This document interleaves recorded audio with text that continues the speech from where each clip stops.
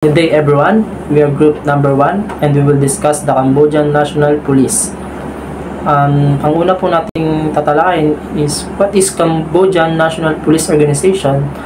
Cambodian National Police Organization, isa siya sa 3 general department within the ministry.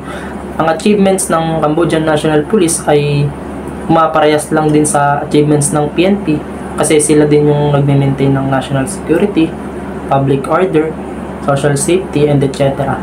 Approximately 64,000 police na po yun po yung bilang po nila ngayon who are under the Ministry of the Interior.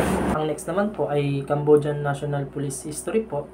Noong 1885 po ay Organization of Police in Phnom Penh Port to improve the inspection of ships coming through the port. Tapos po noong 1896, promulgation of the law on sanitary police. The law which was used in France since 1822.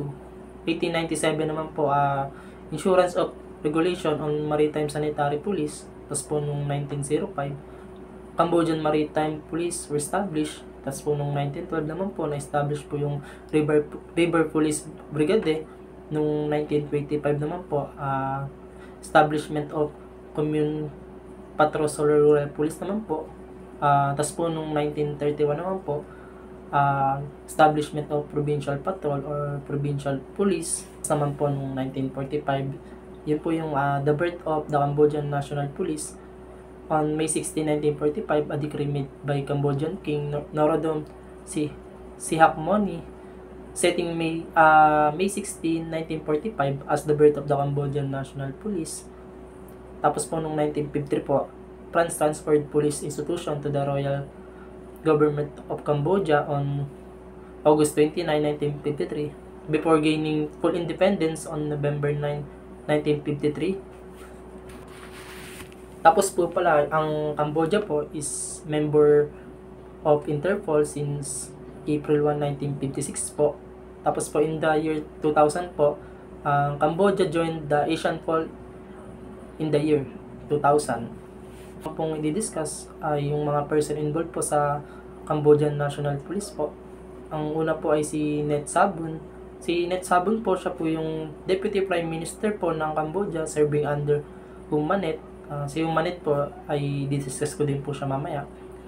Si Net Sabun po, siya po ay 67 years old na.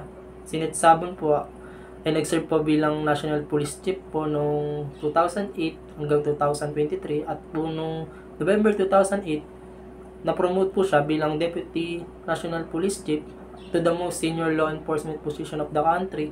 At ang kanya naging asawa ay yung pamangkin ng dating Prime Minister na si Hun Sen. Ang pangalawa po ay si Hun Manet. Si Hun Manet po before is Cambodian politician po in general, and ngayon ay nagsaserve siya bilang Prime Minister ng Cambodia.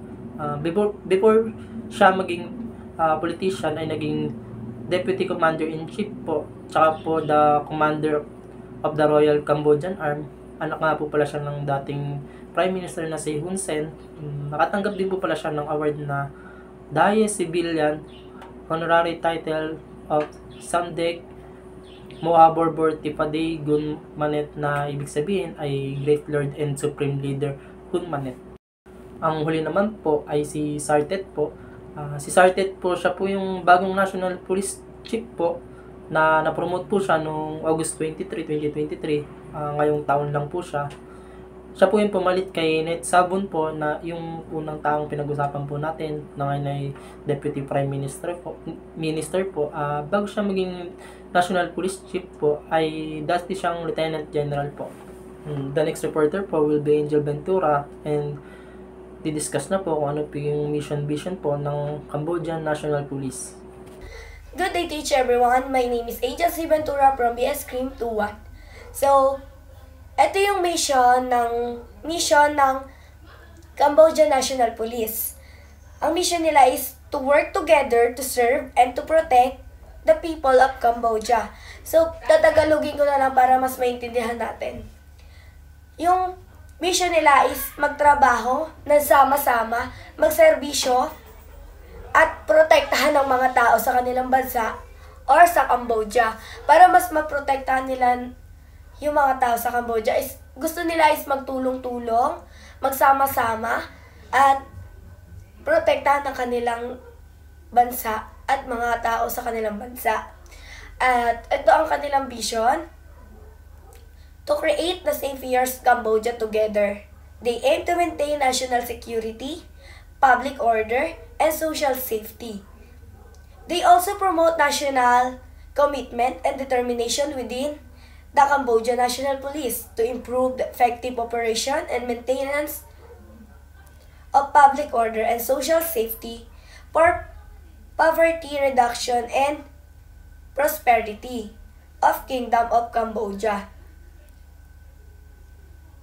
So, ang kanilang sinasabi is, together we keep this region safe. So, ayun yung pinaka-vision nila.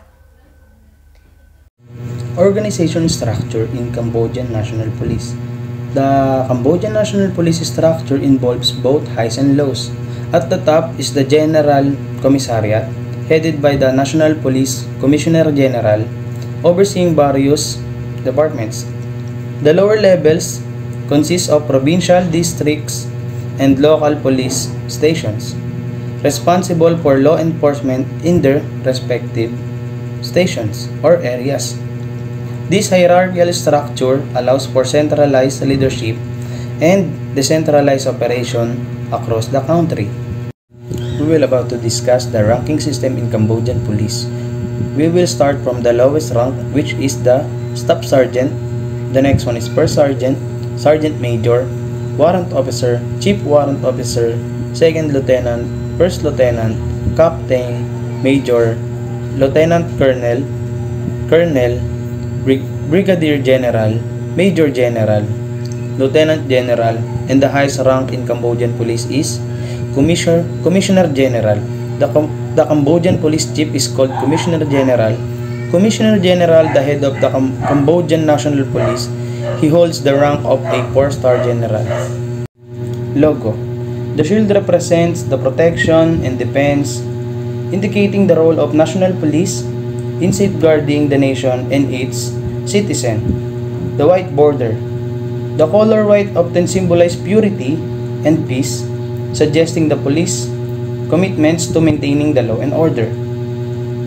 The next one is the golden eagle. The eagle is a symbol of strength, courage, and power. Its wings spread wide suggest vigilance and readiness. The golden ribbon. The golden ribbon surrounding the eagle carries the words Cambodian National Police written in Khmer, the official language of Cambodia.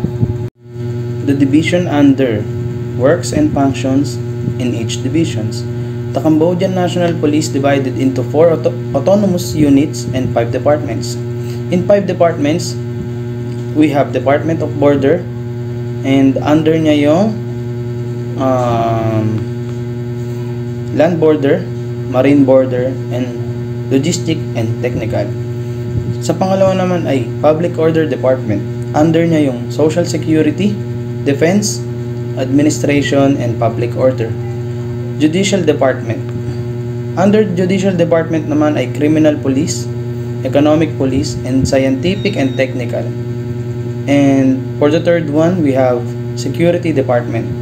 Sa Security Department, we have General Information, Anti-Terrorism Police, Bodyguards, and Foreigners. Central Departments of Means, Personnel, Pedagogy, and Training. And the last one is Logistic and Material. And the 4 autonomous units, we have Interpol Unit, Headquarter Unit, Intervention Unit, and Drug Enforcement Unit. That's all. Thank you.